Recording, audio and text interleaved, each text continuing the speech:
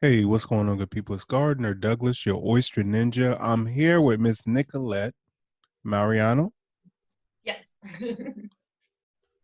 Of course, I had that right. I knew that. Hey, Nicolette, what's going on? How are you? I'm doing good. It's actually sunny here today in Florida. We had some hail the other day and it was raining all day. So, Wow, lucky you. closest thing we ever get to snow down here. Right, no doubt. All right, so Nicolette is the owner, operator of Treasure Cove. Is that where we're going with? Yes, Treasure Coast Shellfish. Treasure Cove Shellfish. It has a magical name for a magical oyster.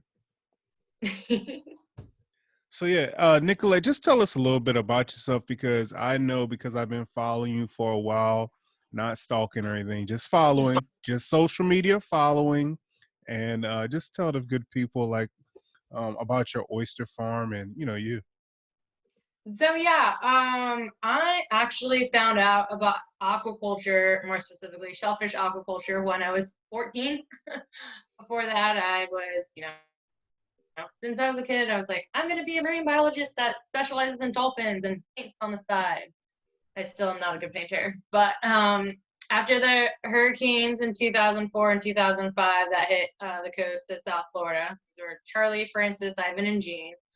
The day prior, I just started volunteering. I went through volunteer orientation at a place called Florida Oceanographics out on Hutchinson Island, and then the hurricane, so everything kind of shut down. My family and I, we were out of water, electricity for 2 weeks, and obviously 14, I couldn't drive, so I begged my mom to take me to Florida Oceanographics. They had touch tanks, stingrays, it's open to the public, and they had a nature trail. So obviously I didn't know too much about it because I just went through orientation the week prior, but I helped clean up the nature trail, and down the back there was a private aquaculture facility, or what was fairly left of one, and they were doing oysters and hard clams. So helped. I kind of stuck around after hurricane cleanup, and weeks and months later, and kind of found out like what exactly aquaculture was. Just so happened to be oysters at the time and clams. And fast forward now, I'm 28 and still doing oysters, and just started my own farm. And last week had my first harvest, so it's kind of crazy, and it's all like scary and real and exciting. And then you add, right now with COVID-19 happening, it's kind of scary because all the restaurants are closed. But somehow I managed to partner with Two Dock Shellfish and Aaron Welsh, and it's been great. Only had my first sale, so hopefully supposed to have another sale this Thursday. So if you're in the Tampa Bay area, contact 2dockshellfish.com and you can try some of my oysters and place an order for pickup. Nice, that's huge. You said last week was your first harvest? Yes, yes, my first harvest. I first put baby oysters seed out in late September. So some of them are coming up pretty quick, just like puppies. You have your fat ones and then you have your runts. So I have some that are 3 inches, and I have others that are still, the size of my thumbnail. So that's like momentous. Did you like crack a bottle of champagne or like did you shed a tear like my babies, I'll see you later? I was like really happy to like get some sold, especially with all this crazy pandemic stuff going on. And it's kind of like not what I was expecting either, since the people I ended up partnering with kind of came out of nowhere like 2 weeks before that. And their certified processing facility is across the state. So how did the So pandemic there's going to like be a lot of change? things staying. How did the pandemic change your game plan? Like you had a game plan, like, hey, I got my oysters, I'm putting them in, I'm gonna harvest these bad babies, I'm gonna ship them all over the world, and everybody's gonna Yeah. know Treasure Cove. And then pandemic. So how did it change your game plan? Like, what is the game plan? How do you adjust? So originally, this was like before the pandemic. My processor was actually going to be like within like 2 miles of the boat ramp that I launched from. And then they couldn't or didn't want to add oysters on. Because I only put 80,000 out there, you know, because Only the time I was 80,000. Okay. working full time, and you know, I wanted to be able to tend and nurture my babies, and make a nice pretty oyster, and not, you know, I figured, okay, like 80,000 was it was originally supposed to be 50, but I ended up with 80. I could at least take care of, I thought, and it's been a lot of work just by myself. So then my other processor was going to be up in New Smyrna, partnering with the only other oyster farm on the east coast of Florida, Indian River Oyster Company. Check them out too. Ren Dennis and them, they're awesome up there. But just like everybody, I mean, and I would say almost just about any business, everyone's kind of like taken a giant step back without wanting to, with the pandemic and kind of being forced. You know, sales are down, people are staying indoors, you know, people aren't also going out and buying cars probably like they were either, because no one's driving as much either. So that's how things have changed for me. And even my who I'm partnered with, that are processing my oysters, they usually do direct to restaurants. So all this is kind of new for them, that they're telling me too, doing, you know, direct to consumer, in Florida and in some other states too, have allowed like pickup points, in parking lots and other locations, whereas prior to the pandemic, that was you know, a no-no kind of thing.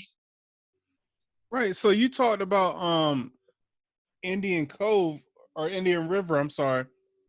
So like what makes it, why is it only you and another oyster company on the east side? Like what is it, because there can't be anymore, or it's not enough room, or not enough people are farming, or what is it? A lot of people are farming.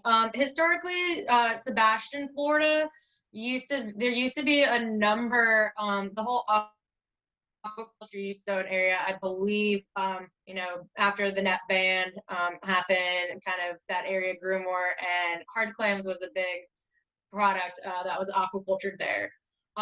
The few clammers that are still around, aquaculture clammers, have told me that after the 2004 and 2005 hurricanes, I mean, we just got slammed on the coast, like back to back, and like not necessarily dead on either of the walls.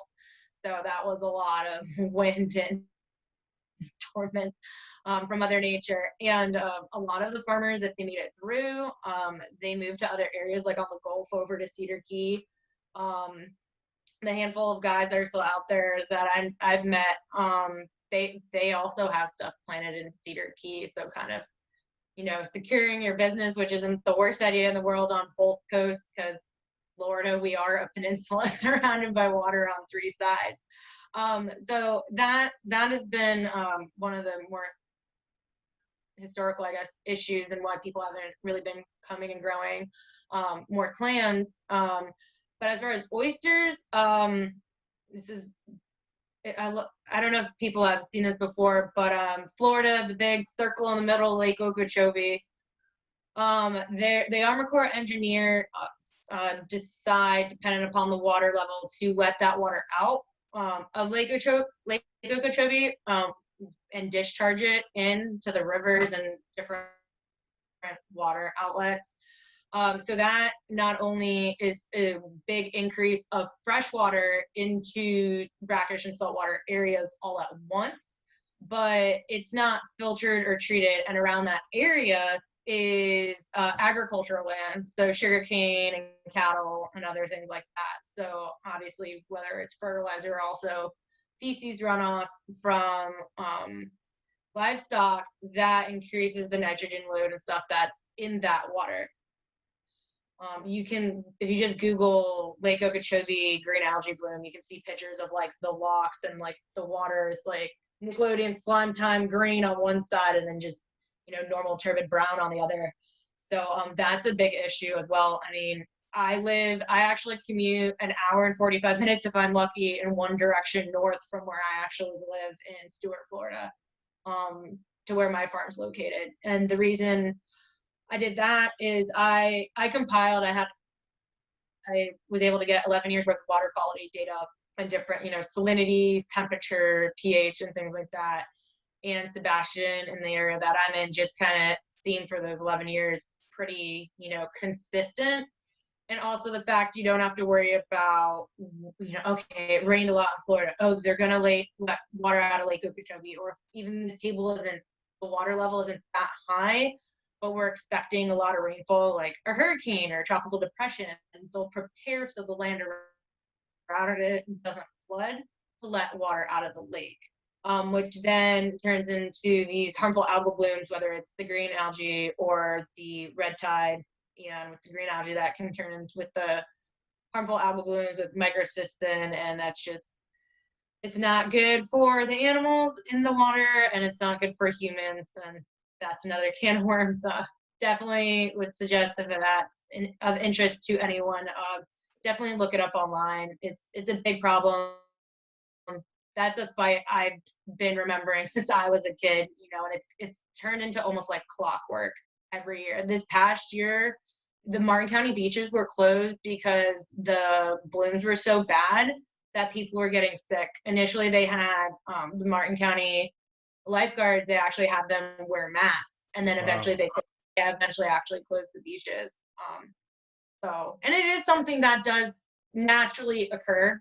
This is something that has naturally occurred throughout history. However, with human impact and discharge from Lake Okeechobee, it's just a big load all at once versus something that might just naturally occur in a little area, maybe once every couple decades or centuries, compared to what's happening now. So can you talk about like a little bit just what is an algae bloom, and what does it take for an algae, like why is it so bad? So there is good and bad algae. Okay. So right, oysters and clams are filter feeders. They need algae in the water. So they take that in over their gill, through their siphons and over their gills, and they eat that. So algae is actually a plant. But what makes a bad algae is typically a certain species, and when they die off, they release certain gases and are also will uptake all the dissolved oxygen in the water. So what will happen is there's no oxygen in the water. There's no oxygen for fish and shellfish to breathe. Some fish that are air gulpers, they can go up to the surface and get air, but most brackish and saltwater species don't have those capabilities. So they're essentially suffocating, just like if we were underwater and ran out of air in our dive tank and couldn't get up. Thank you. Just Wow. running out of air. That's like the simplest breakdown that I've ever heard, and it's clicking for me. So thank you so much. Of course. So you know how to like explain something to like a 4-year-old and also like an 8-year-old. An Oyster Ninja, no doubt. I hear you loud and clear. I hear you. So I asked you that question only because you have like so much experience with like water quality and all that good stuff. Can you just talk a little bit about your education? Because I don't want to just focus on the oysters. I want to focus on you too. And you're so smart. So can you just break that down for the listeners? Yeah, so I found out what aquaculture was when I was 14, and then what was that? Sophomore, junior, I don't even remember, in high school. So then I started researching like what actually aquaculture is. So that's anything from, you're basically an ocean farmer. So fish, shellfish, you can even do plants like seagrasses and mangroves. And I decided, I'm like, and this sounds so weird thinking about it, like now that I'm older, this is coming out of my mouth when I was 14. That like, okay, so biofuel was up and coming at the time. So obviously, that would be great instead of using all these like fossil fuels. Right. And then even in, like I've seen in my area, like the depletion of natural like fish species. Like, I don't really see as many fish as I did this time last year. or the year later. So stock enhancement with native species. And then also, I mean, as far as us, you know, like aquaculture is the next best thing to wild harvest, not only because you can put back and do stock enhancement projects to increase populations that have been overfished, but you can also farm them so then you don't even have to take from a wild population. And then also, you know, again, I'm 14, so love my fish tank with all my little fish in there. So then there's also the ornamental trade, which are the fish and crustaceans you get at the fish store, which is has also been a big problem because those fish historically, and it still happens, which isn't good, is collected from even in the US and other countries, wild harvest. So you're taking those species and they're not able to repopulate, you know, just like a mahi or a tuna. But I mean, now it's, you know, your angelfish or your clownfish or your tang in your fish tank. So yeah. And so I started researching colleges, and I went to Florida Institute of Technology in Melbourne, Florida. So 2 hours away from home, close enough, but far enough away. And the main reason I also went there, not only because I wasn't going to be like a number. My bio 1 freshman year, I think there were 60 students in that class. And then my core aquaculture classes, like senior year, I was 1 of 4. But also they had my program. So my marine bios honors teacher from high school, Miss Gator, she's listening. She's like, you're gonna specify so much, but it's like into that, and I don't know, I think it has in some ways maybe hindered me with trying to apply for jobs and stuff over the years. But it's just like one of those things. It's like saying like, oh, I'm gonna be an astronaut, and then like that's just in your blood, and it's like, okay, you know, literally like a couple decades ago, and now I have my own oyster farm, and hopefully it's successful, and I can maybe get into like some restoration projects or something locally, which would be amazing to help with restoration of the Indian River Lagoon. So. That's huge. You want to talk a little bit about your zebrafish work? Oh, zebrafish, yeah. I'm all over it. Like you have a great story. Like I want to cover it all.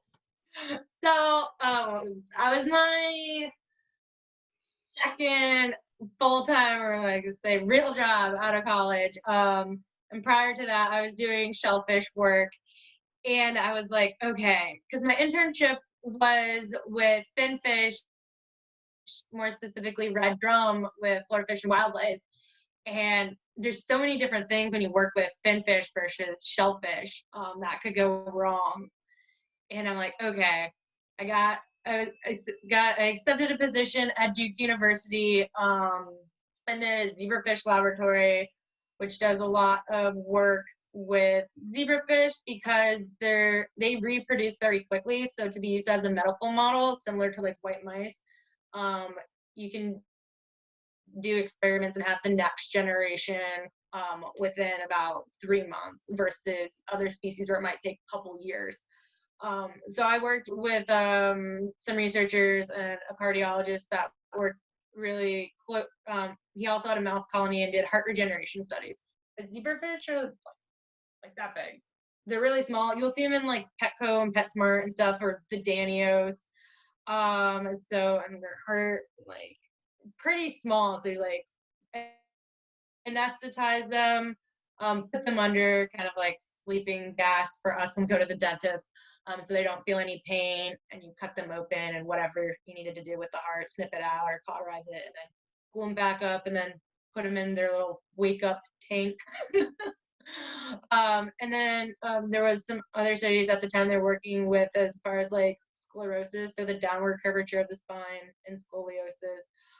So when I first started, I'm like, okay, you know, you go to pets, it's like, okay, that fish is on the bottom of the tank. That's not good. But because of the different genetics and trying to come up with cures and treatments for actual people, that was normal because of the different experiments and stuff that they were working on. So you'd Okay. have to. I didn't mean to test your security clearance or anything. It's like you're giving some top secret information here. Oh, there was a key. There was like a key card thing. If you didn't have access, you couldn't get into there. A couple doors. There's no windows. Right, no doubt. All right. That was deep. Definitely learned a lot. It was very interesting, especially for like such a little fish. Like, who knows, that might be the cure for some heart valve or something someday. Right. All right. So let's hop to the hatchery, working at the hatchery. Yeah, I worked in a couple of hatcheries. I worked in a hatchery up in Maine, and I worked in a hatchery in Florida as well. So that's where obviously it all starts. So a lot of farmers like me, we don't have a hatchery, or some people don't have the knowledge or the experience or the overhead to be able to do that. Hatcheries, it's a lot of overhead costs and a lot of work to make the babies. So yeah, so it's so fun to show people. It's like, oh, this is a tiny clam or oyster. What? It's like, Right, yeah. I took a yeah, tour one that's with a time. It grain was of pretty sand. cool. Oh, where'd you go? I went to the one on the Eastern Shore. Horn Point. Horn Point. Horn Point Hatchery, yep. I haven't been there, but Okay. maybe one of these days. Yeah, it was pretty cool. Like, I had never seen anything like that. So, I got the tour first, and then I interviewed Don Merritt for the podcast, and he was a character. And it's what's crazy is like, and Don, if you're listening to this, I had nothing but positive words about you. But but it's like everybody was We're all swarming. Hey, crazy. All the shellfish people are crazy. yeah, it's like who's like, hey, watch out for Don, or watch out for, I think he goes by like Mutt. That's his nickname. Watch out for Mutt. I'm like, okay, so I'm going in here looking for this like old grumpy dude, but he just turned out to be like real cool, like other shellfish people. So I'm like, all right, hey, Uncle Don. Uncle Don. No doubt, but it was cool. Yeah. That's great, because then you have your mommy and your daddy, and like oysters are completely different than clams because they like to set to surfaces. They naturally want to grow on top and next to each other, and they stick. And they stick to things. So that's why you see oysters on pilings or bulkheads, bottom of boats that haven't been cleaned in forever. And clams, so they're both external spawners. So they release the egg and then the sperm, and then they get fertilized externally, versus humans where it's inside the body. And then they float around in their planktonic phase, which means they're in the water column until they settle. So they both will settle to the bottom. Clams at that point will dig down into the sand, but oysters are like, okay, I don't know, what do I have over here? Okay. So external. So this is like, it's a very smooth surface. So an oyster might sit or attach to that and be like, I don't really like it there. It's really smooth. There's nothing to grasp onto. And if I don't exactly know the exact amount of time, but they can still kind of get back up and move. Okay, I found a dock piling. I like that. It's a little rough. Oh, there's another oyster. It's bigger than me, but then other oysters will set, and then you're next to your friends, so circle life, be able to make other baby oysters.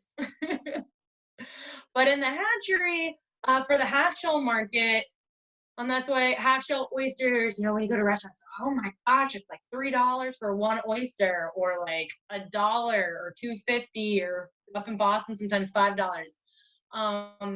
That's where the intensity of oyster aquaculture starts, is because you're trying to get a single oyster.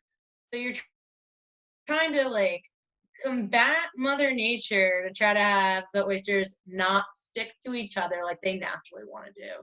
So what a lot of hatcheries will do is they get something that's called microculture. So it's really fine, microscopic, like sand grains, that'll only be big enough for one oyster larvae to set on and stick to for the rest of its life. So that's the plan, right? And you have actually debunked another like brain, like that's another one like I get a lot of questions about, and I finally got it. But like the way you just told that story, I could have retold that story. You know what I mean? Like, and it's like trying to break it down to people like, oh, so oysters can move. I said, well, they can move in the beginning stages. Oh, Yeah. so when does the shell come? Or like, where does the foot come from? Or where does the foot go? Okay, all right. Just call. Yeah. I can't. So yeah, that's where so oysters have that like tasting foot. So that's where they're like, oh, okay. Don't really like this surface. So it's not a true foot like a clam. But that's just kind of whoever came up with that term, I guess. It kind of looks like one a little bit in the beginning, I guess, in the larval stages. So that's probably why. Well, thank you for that so much. Whew, man, we're just kicking down doors today. What else can I like cross off your list? Yeah, no doubt. Intentionally knowing it. All right, so let's get to your oyster farm. Like as far as like the because I'm not hip to like the salinity numbers, but I can compare them to other oysters. So as far as like your oyster salinity, who would it compare it to as far as like another oyster? Well, I guess of course in your area, but like would you compare it to like a Northeast or like Chesapeake, or how would that compare? The salinity is around 28 right now, since we've just gotten a lot of rain the last couple weeks. And I'm near an inlet that's right to the ocean. Maybe a couple, like diagonally, like a couple miles. So there's a lot of flushing straight from the ocean with the salt water. So I knew, especially the east coast of Florida, we have a lot of, I'll say it, snowbirds that like to come down here in the winter. And I knew if I was going to go into restaurants, hopefully eventually, and try to compete with not only a local product, but a new oyster. I mean, all oysters are kind of the same, but taste-wise, kind of the same, but different. That's exactly the same thing. What does it kind of taste like? Okay, and I worked up on Cape Cod, Massachusetts, and up in Maine on the Damariscotta River. So, okay, now that I finally have oysters and I've tasted them, after I did all that research with the salinity before even thinking about putting anything out, I could say I personally feel that they could definitely stand up to a New England oyster with the salty, flavorless complex. That's huge. Yeah. I'd say people who don't like really enjoy like really salty oysters probably wouldn't like my oysters, but definitely worth trying. Wow, that's speaking like huge volumes right there. Gotta know your market and who you're going to be competing with, being new and trying to get in there. So yeah, Treasure Coast. So how did you come up with the name? So how I came up with the name is has some historical significance. So on the east coast of Florida, as far north, oh my gosh, I think it's like up by like Cocoa and Cape Canaveral, down south to like Jupiter is considered the Treasure Coast. Back in 1715, there were 12 ships, treasure ships, that were coming over this way, and a hurricane hit, and 11 of those ships sank. Hence the term, the Treasure Coast. So even still, usually like everyone's out on the beaches, after the hurricanes, kind of looking, oh, what got washed up or what might have been uncovered, and things like that. So that's how I came up with the name Treasure Coast Shellfish, because it encompasses, not only does it encompass the waterway, the Indian River Lagoon, in which I am growing my oysters, but it also encompasses the history of our area as well. Nice, I like that. So how do you actually grow your oysters, man? I know it's a lot of methods in growing oysters. How do you grow yours?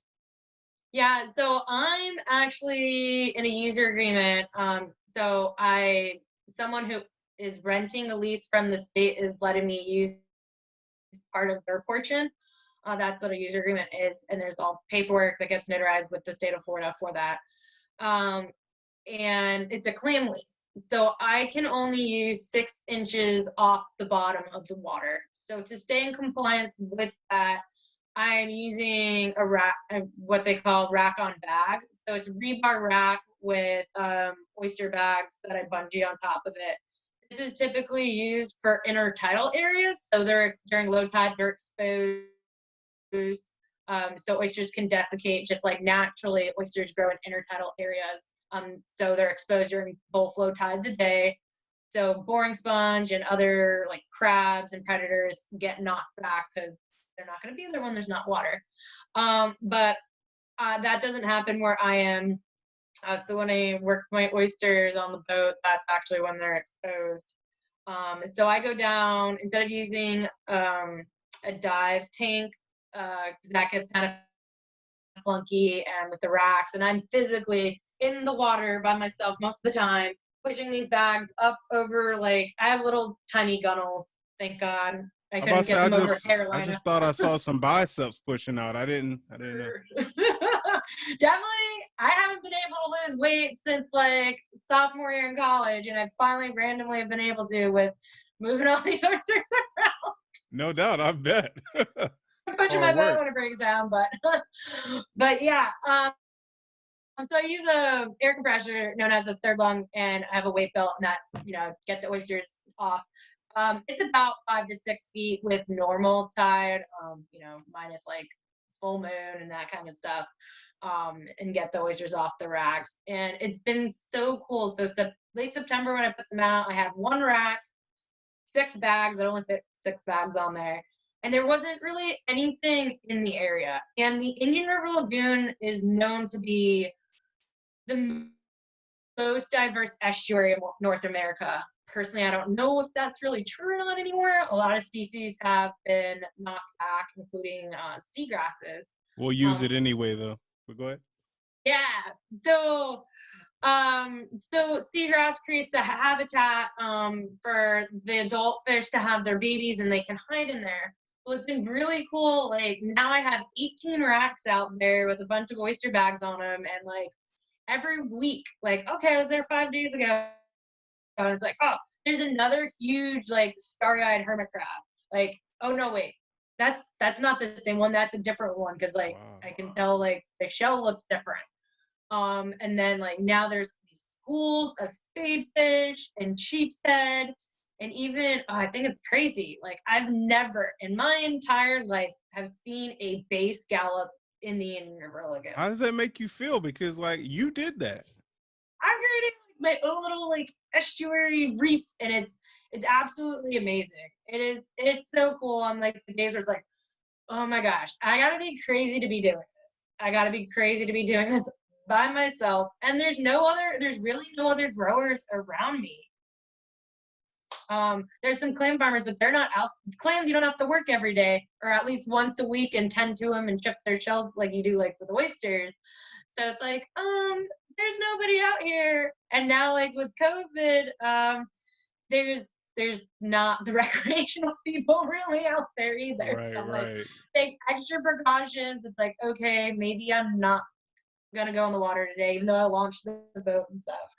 But it's been so cool. And even seeing like,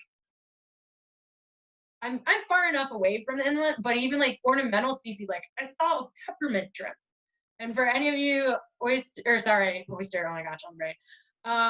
Aquarium enthusiasts, you know what a peppermint shrimp is, or you can look it up. It's a really pretty ornamental shrimp that a lot of people put in their fish tanks, and it's so cool. And I'm seeing baby like 1/2-inch mangrove snapper, and like now I'm seeing bigger ones, and I have to like flip my bags multiple times now. I'm like, okay, I just took one out, so that one fish went into the other bag. I'm like, you need to get out of there, because once I move the bag, you're gonna get squished.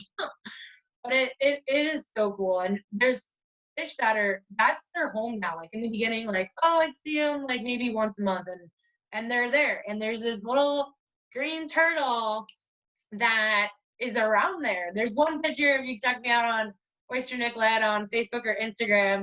It was such a clear day a couple weeks ago. I was so happy because like I'm coming in the engine with the boat and I got to toss the anchor, which is a lot of noise and it's gonna scare, you know, any animal, let alone like a sea turtle.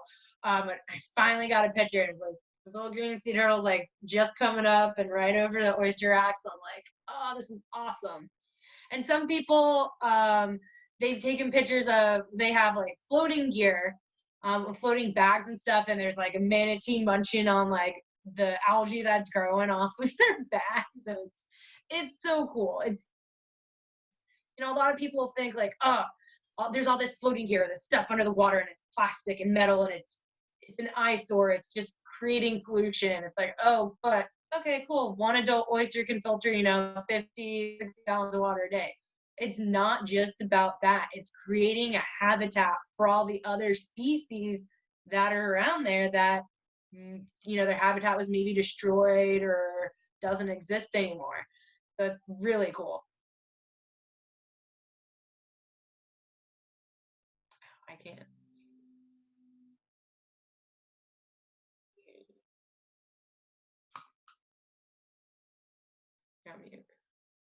Oops, I was in the group. But what I was saying is, I'm sorry, and thank you. What I was saying is, how do you think we can push that message? Like this is actually creating life and creating, you know, an ecosystem for another, you know, species or something that we haven't seen in a while. How can we push that message instead of, oh, these oysters, they're a nuisance, it's an eyesore, you know? Yeah, just definitely like as a farmer or somebody that knows a farmer, like ask them, hey, like, can I go out? Or, you know, I've been posting videos like originally just like, I think this is so cool myself as like a biology nerd. And then like other people are like seeing it and sharing it, and people that follow me like are sharing it, and they're over like in Canada and Australia and stuff. And it's like, and I have somebody like messaging me and sending me pictures of like their racks. It's their title. It's like, oh look, we found. You know, I have no idea what type of crab it is because they're in another country, but it's really cool, and it's just like the videos. Like one of these days, I really hope to get a picture of the dolphin. There's a pod of dolphin that are like in that section of the lagoon that I'm in, and I'm like under the water, and like I'll hear them echolocating, and Oh I'm like, wow. okay. Now they sound closer, but it's so turbid because it's, you know, just not a good water clarity day, and I can't even see like 2 inches in front of my face, and I pop up. I'm like, okay, I'm gonna swim next to Colt because you're feeding and a school fish is swimming for me. Right. But yeah, just like it takes a little bit of time, but honestly, like I don't want to like say like, oh, it's not that hard. But like the stuff I've put online is just like, it's not edited. I haven't done any of that. I know some people have suggested I look into it because I could probably make some good videos, but just to like get it out there and show people, especially when everyone's stuck at home. And I know if like being able, you know, still considered essential personnel and being able and having to work, you know, my farm has kept my sanity. But if I couldn't do that, if someone else was like posting videos, you know, just to get my little fix, it Right. helps with So it. we've kind of like beat around it, and you talked about, you know, reaching out and people reaching out to you. But like, what do you think the marketing plan will be like after this whole, you know, COVID-19? Hopefully things are back to a new normal or any kind of normal, really. So how do you think you can reach out like as a new oyster farm?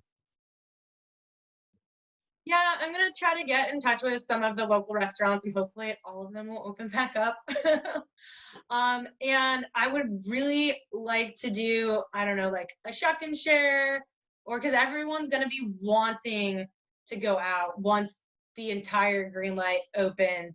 You know, like oh, okay, maybe get a ticket, or like I'd even come in and just shuck some oysters and do like a show and tell, and people can ask questions and things like that. So I'm hoping to do that.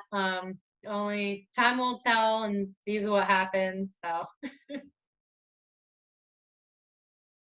No doubt. It sounds like a good plan. You know, I'm gonna do all I can. Is there anything else you want to share with the good listeners of the Oyster Ninja podcast? If you've eaten an oyster before or sushi or raw seafood and had a bad experience, I just say try it again. Um, and something else too is like my mom will not eat raw seafood at all. She's mainly like a shrimp lobster person, once in a while scallops. But I'm very thankful that for that my my parents didn't, you know, even though my mom doesn't eat the like raw seafood and stuff that I do, but my dad does. I'm very thankful that my parents didn't shy me away, not only for trying different types of seafood, but you know, different foods and stuff in general as a kid. You know, they're like, oh, you need to wait until they're a little bit older, you know, maybe like not 3 or 4 to try sushi or an oyster, but just keep an open mind, you know, let your kids try it. Especially like my mom. My mom was always scared of snakes until trying to get her to pet one of those. No doubt. Just be open to experiences. So I do have one last question. That is, what's the dream for your farm? Like, where do you see this farm in like whatever amount of time? Like, where do you want it to go? What do you want it to be? I'm really hoping to be able to do water column, so like the floating bags and floating cages, because the current method I'm using, it's not very efficient. It's very time consuming, and it's hard. It's fun to get in the water, but it's hard and it's not, you know, to be able to scale up acreage.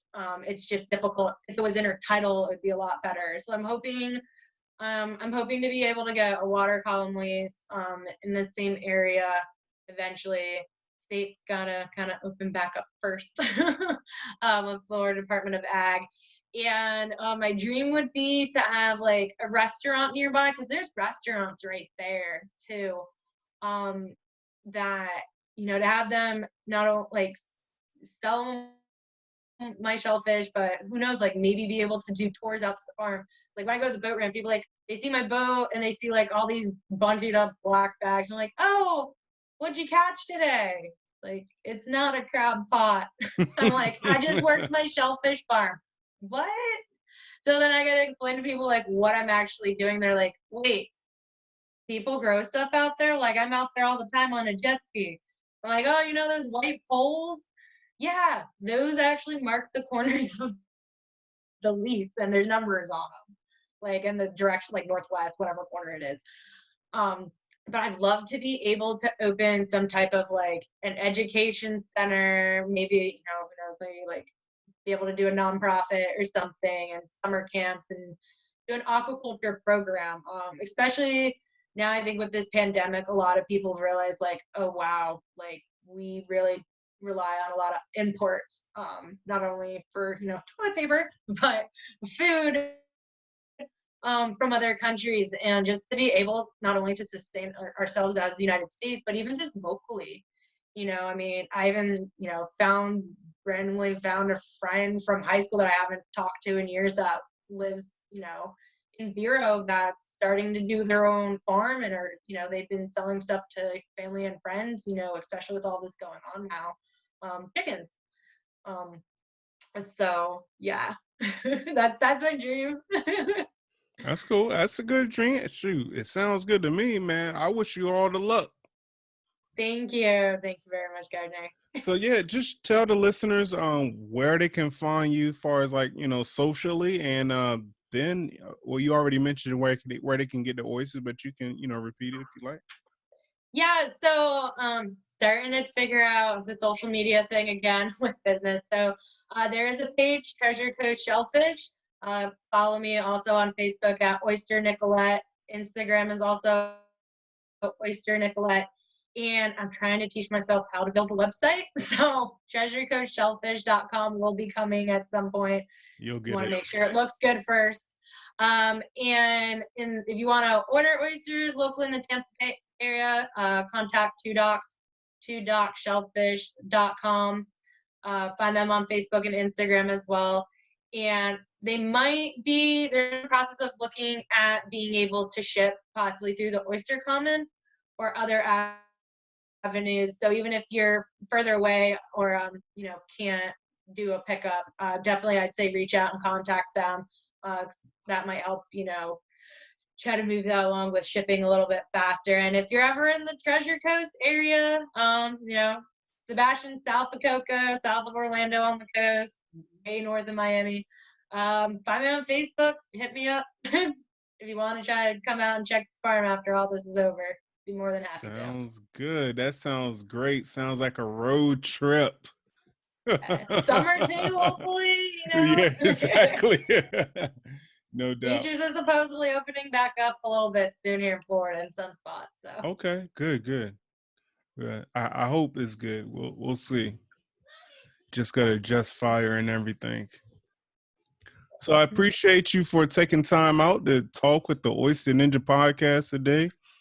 We got all your contact information, so hopefully the good listeners will be reaching out to Two Docks to get those Treasure Coast oysters.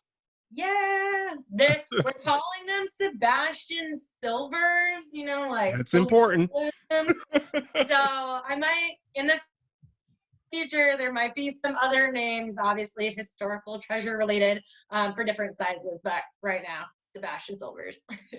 All right, Sebastian Silvers. Have you found any treasure out in Treasure Cove?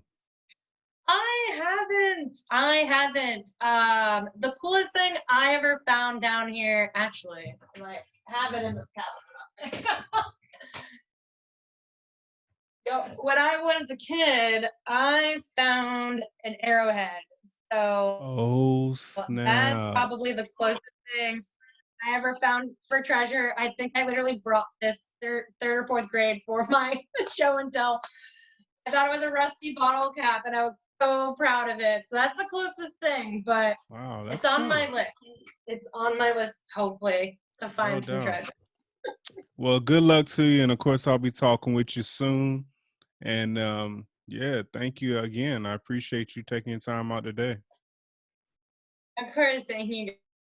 All right, take care. You too. Bye, everyone.